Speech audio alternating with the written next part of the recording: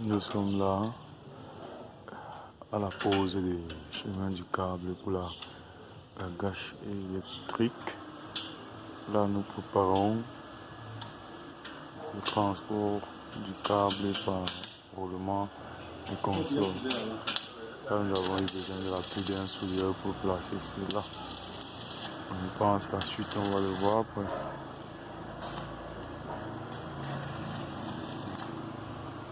Et une fois de plus, nous passons à la suivi, la pose de la canalisation pour la gestion. C'était un portail coulissant, ce qui nous a poussé à fabriquer un chemin de câble et un moyen de rétraction du câble sans toutefois que le câble s'en mêle et gêne le portillon.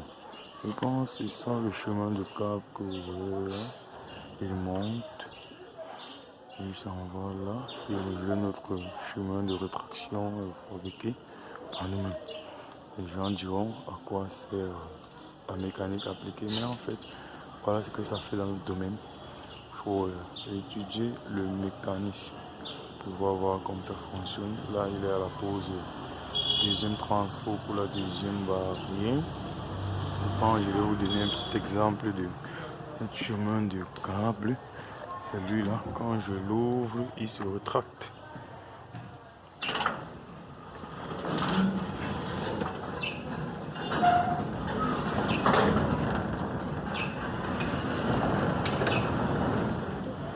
Il fait rétracter le câble une fois quand le portail est ouvert et que je referme.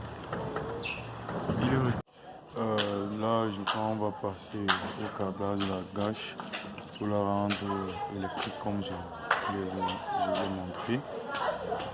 Ça a déjà été fait. Maintenant le branchement, pouvoir le commander depuis l'intérieur et tout. Là, c'est une variété de gâches que nous avons en magasin.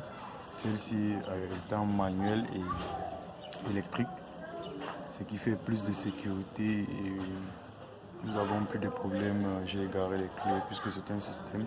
Quand vous verrouillez avec la clé, il se bloque. Donc tant qu'on ne met pas la clé pour laisser un passage libre pour pouvoir commander manuellement et électriquement. Mais tant que le propriétaire aurait déjà bloqué avec la clé et parti avec la clé, vous n'aurez pas d'accès. Mais dès qu'il l'ouvre, il se ferme maintenant électriquement et manuellement. Donc ça, là le chemin de câble qui a été fait. Là, le report du monde du temps fou qui gère tout ce qui fonctionne en là, nous sommes à la pose de la deuxième gâche. Comme je vous l'avais expliqué, bon, c'est le deuxième portail. Là, je vais fermer et vous montrer que lorsqu'on a bloqué avec la clé, on n'a plus possibilité de l'ouvrir. Là, il s'est bloqué. Là, si j'actionne, il s'ouvre.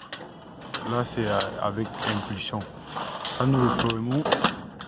Une deuxième fois, là il s'est bloqué et si je tourne la clé, je le ferme. Là j'ai fermé. Là je rebloque. Là il est bloqué et je ferme avec la clé, je retire. On n'avait plus possibilité d'avoir l'accès. Même si vous appuyez le bouton pour soi qu'il va électriquement, vous n'avez plus besoin d'appuyer. Donc si la personne est partie avec la clé, mais une fois rentré et qu'on est à l'intérieur, là j'ouvre et là il s'ouvre.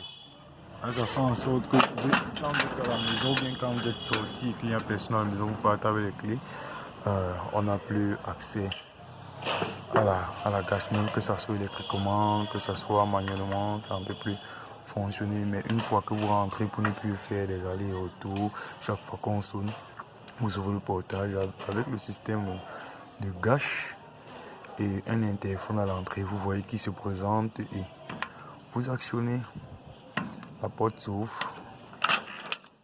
Dès qu'il relance, il pousse et ça se fait. Merci, abonnez-vous et pensez à liker notre page HTP.